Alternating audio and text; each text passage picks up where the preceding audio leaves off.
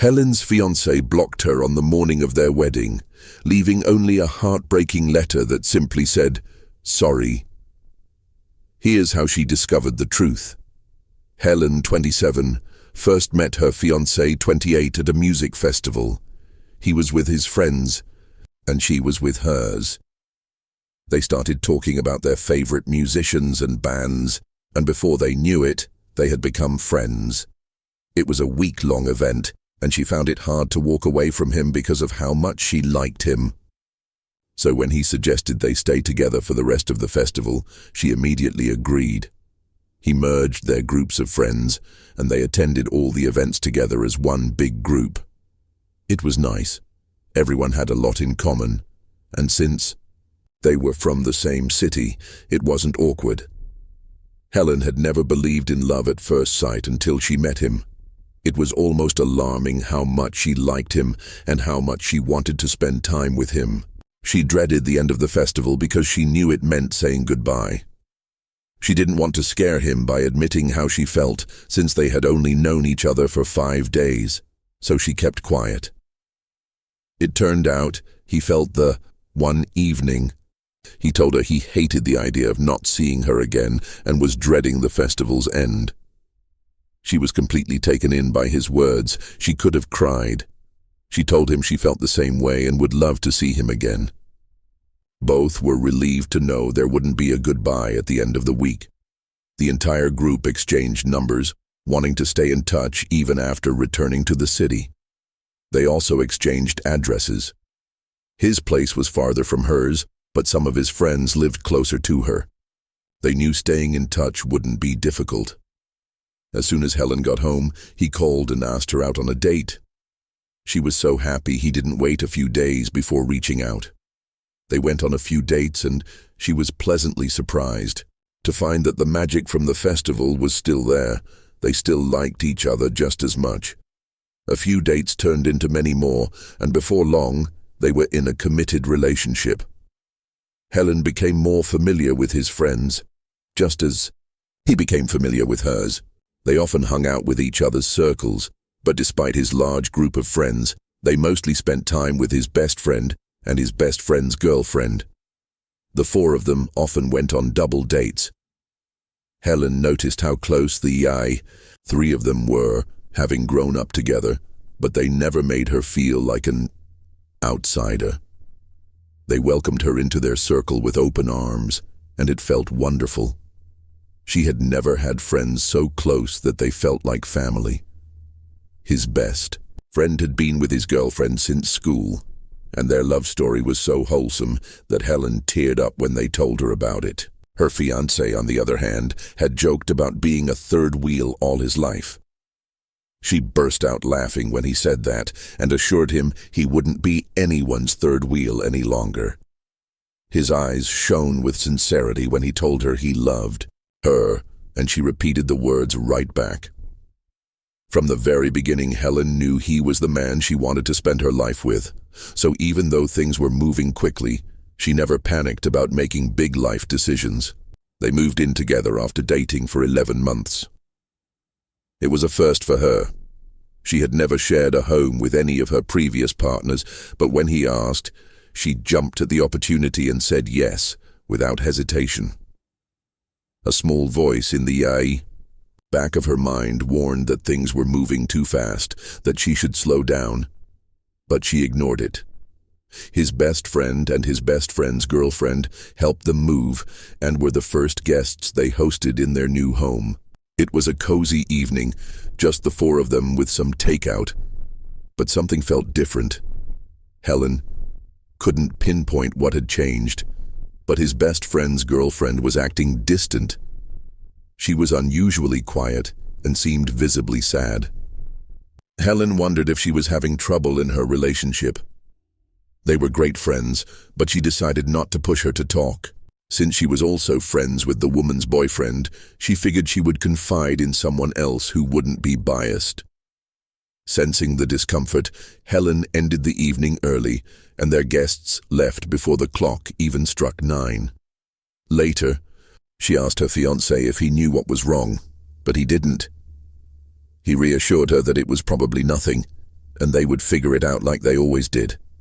They had been together too long not to. Helen believed him. He knew them better than she did. Things were a little hectic initially when she and her fiancé moved in together, but after they got used to living together, it was beyond pleasant. Helen loved it. It brought her so much joy to do little everyday things like laundry or cooking with him. All her previous doubts about moving too fast disappeared once they got comfortable. She knew they were going in the right direction, even if it had been a little quick. They continued their double dates, opting to stay in rather than go out most of the time.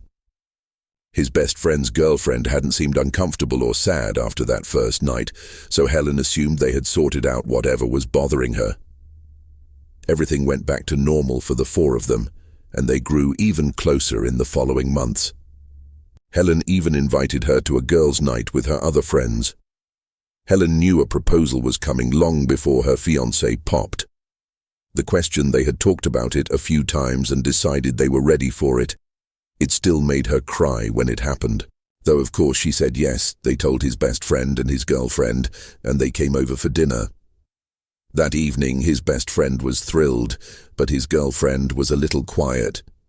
Helen started to think that maybe she had a problem with her, but then she realized how self-centered that sounded. Maybe she had her own problems and just couldn't express her happiness for them. She did congratulate them, but something was off. Helen could tell she wasn't. Happy Helen thought about talking to her, but in the following days, it slipped her mind she and her fiancé told their parents and other friends, and Helen got caught up in calls and messages from loved ones. After that, she was so excited to start wedding preparations that everything else faded into the background. She never once thought that something might be going on behind her back. She trusted too easily. Maybe she was naive. Maybe she had missed something happening right in front of her eyes. She got too comfortable in her life because she thought she was safe and that her fiancé would never let anything bad happen to her. She was so wrong between their engagement and the date they set for the wedding. They didn't hang out much with his best friend and his girlfriend, like they usually did. Her fiancé told her they were having relationship problems, so it was best to give them some space. Helen was busy with the wedding planning anyway, so she didn't think much of it. As the wedding day got closer, her fiancé became a little distant, but he never confided in her when she asked. Helen assumed he was nervous or having cold feet, so she let it go. He assured her that he was fine and that she had nothing to worry about. Believing him, she went back to wedding planning. Then on the morning of her wedding, her whole world turned upside down. She was in the bridal suite getting ready. They weren't supposed to see each other before the ceremony, but she texted him anyway. He didn't reply. She didn't think much of it. But as the ceremony got closer, she started to feel restless. She just wanted to hear his voice to calm herself down. She called him. His phone was off. That was odd. Why would his phone be off right before their wedding? She texted him again, but the messages weren't going through. Confused, she checked her phone, but everything seemed fine.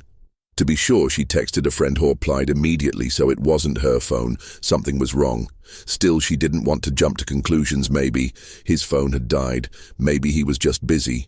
Then his best friend knocked on her door. He looked pale and distressed. She invited him in, but he was too quiet. It made her uneasy. "What's going on?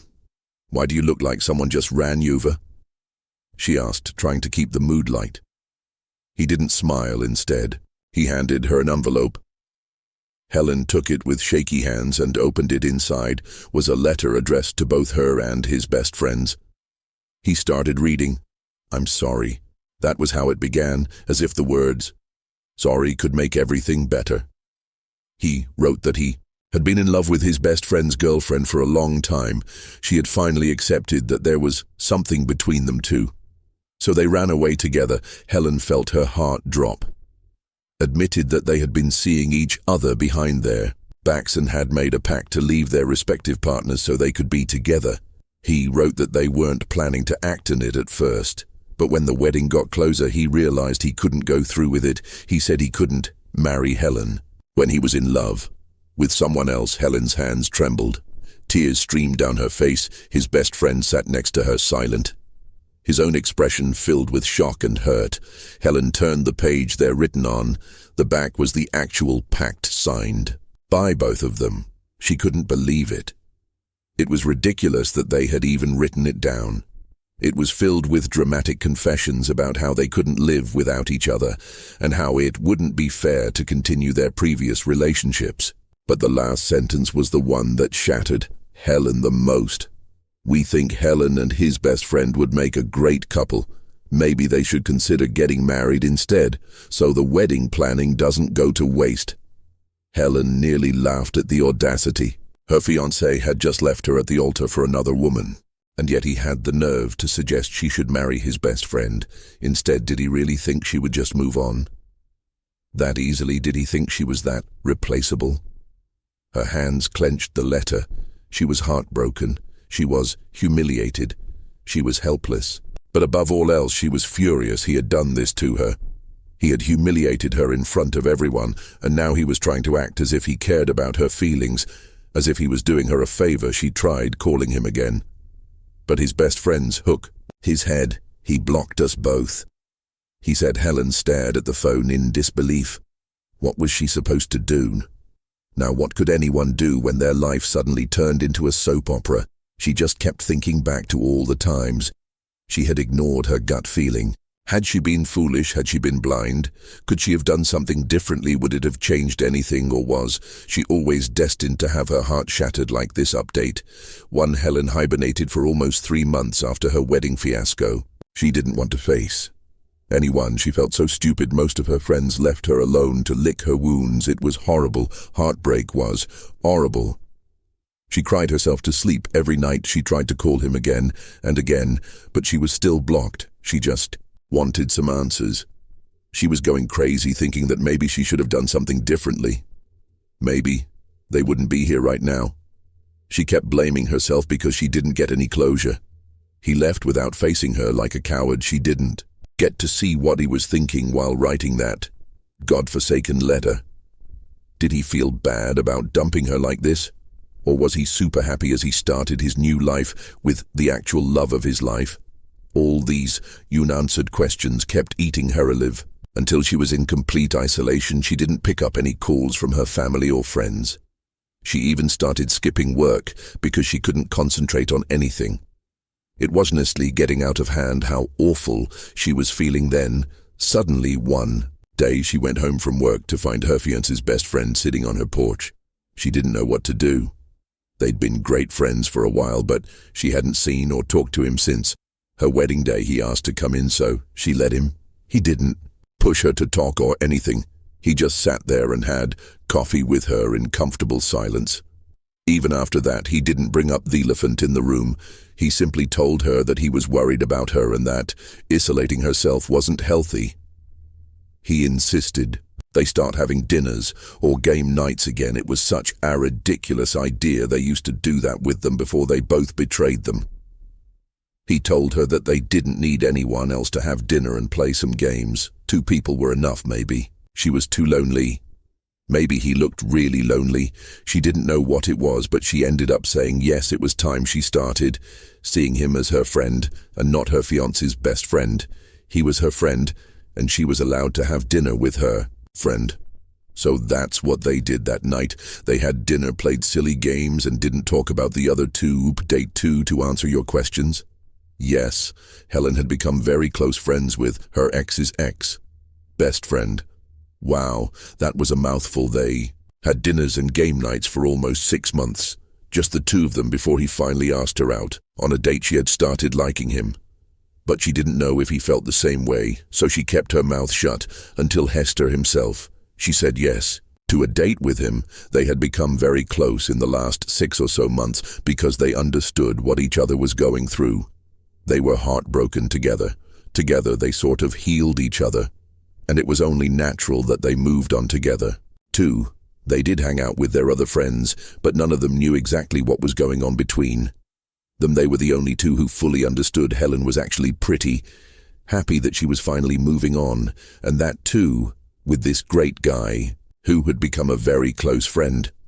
The whole broken engagement and getting stood upon her wedding day was an awful experience. She didn't think she would be able to move on from it. She went to such a dark place after her ex-fiancé left her.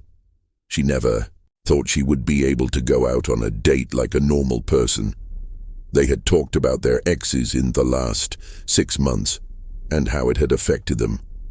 There were a lot of fears he confided in her too, about how he lost both his girlfriend and his best friend in a single day. It was almost chaotic for both of them. Talking about it, getting their feelings out in the open and sharing them with each other was what eventually helped them move on.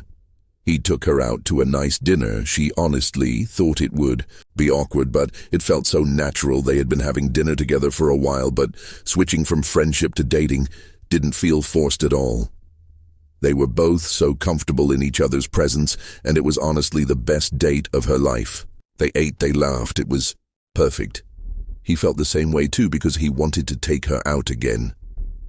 He was equally happy that they had found each other even after the chaos that had been in their lives. Not so long ago, update 3, so Helen's ex contacted her also. She had made things official with her new boyfriend. Yes, they finally made it official. They didn't make it official until after they had been dating for almost 3 months. They didn't want to rush into anything like she had before.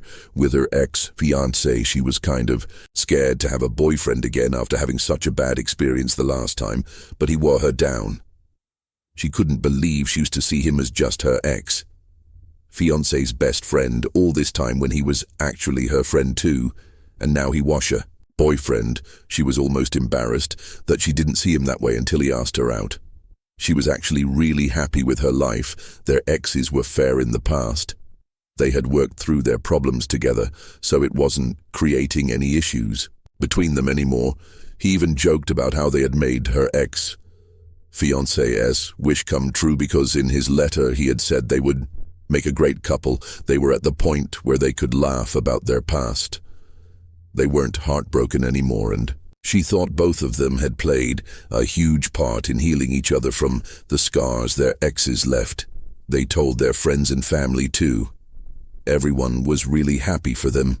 She couldn't have been happier, even after everything that had happened, and then it all came to a crashing halt because she got a call from her ex-fiancé. She had deleted his number after their breakup, so she didn't know who was calling when she picked up. It was a shock to hear his voice after so long. She froze for a good fire. Minutes before she got enough courage to pay attention to what he was saying, he was going on and on about how happy he was that she picked up his call, how much he missed her, how sorry he was for leaving like that. She listened for a few minutes without saying anything, and then she hung up. She couldn't bring herself to say anything to him, and she didn't want to have a conversation with him anyway. So she cut the call before he could say anything else. After she got herself under control, she immediately called her boyfriend and told him everything. When she went home and saw her boyfriend, he told her that he had also received a call from her ex-fiancé. He didn't talk to him either. He had just hung up. She just didn't know why her ex was trying to barge into their lives again. After all this time, she was finally happy. She didn't want his presence in their lives anymore, and it was making her anxious. Helen and her boyfriend talked about the phone call. A few times they didn't know what her ex wanted. Why was he calling them now after all this time? But in the following weeks they got over it. He didn't call again, so they assumed he got the hint that they didn't want anything to do with him. Then, out of nowhere, he showed up at Helen's place. Seeing him standing there looking hopeful felt like a slap in the face. She didn't know what to say. He just stood there for a while before finally saying, "Hi." Helen took too long to respond, so her boyfriend came out to see what was keeping her. That made the situation even more uncomfortable. Her ex's expression shifted, hopeful, then confused, then painful, all in a matter of seconds. He'd figured it out. What? Did he expect that she had been waiting for him all this time? "Can I come in?" he asked. "No," her boyfriend answered firmly. Her ex's face darkened. Helen could tell her boyfriend was getting angry, so she reached for his arm, calming him down. She cared about him, not her ex. She didn't want him to get upset over someone who no longer mattered. She also understood that seeing his former best friend again must have been painful for him too. They both took a deep breath, trying to stay calm. Her ex was still waiting for them to let him in, but Helen shook her head. "We don't want anything to do with you. You should leave." "I'm sorry for what I did," he said, as if that would make things better. "But I'm back now." Helen frowned. "And what you think you're doing as a favor by showing up?" "You left us both heartbroken." Her boyfriend added, her ex-side, realizing they wouldn't let him inside. He started talking right there at the door. "She left me," admitted Helen, and her boyfriend immediately understood who he meant. He continued, "We couldn't make our relationship work. I regret leaving you. Both I need my friends back." Helen let out a bitter laugh. "I was never your friend. It was a mistake. He insisted he shouldn't have done that to you." Her boyfriend could see how anxious and uncomfortable Helen was getting. He stepped forward, speaking for both of them. "We're finally happy. Now are you two dating?" her ex asked. "Yes," her boyfriend answered. Without hesitation, her ex had the audacity to look hurt, as if they had betrayed him. "We want you to leave," Helen said firmly. "Don't call or text anymore. We're not your friends, and we never will be again. The best thing you can do for us now is to leave us alone." The message was clear, but before walking away, he just had to get one last nasty remark in. "You didn't waste any time, did you?" He sneered. "For someone who was heartbroken, you moved on pretty fast." Helen felt like she had been slapped. Her boyfriend didn't hesitate. "At least one couple stuck to your so-called pact."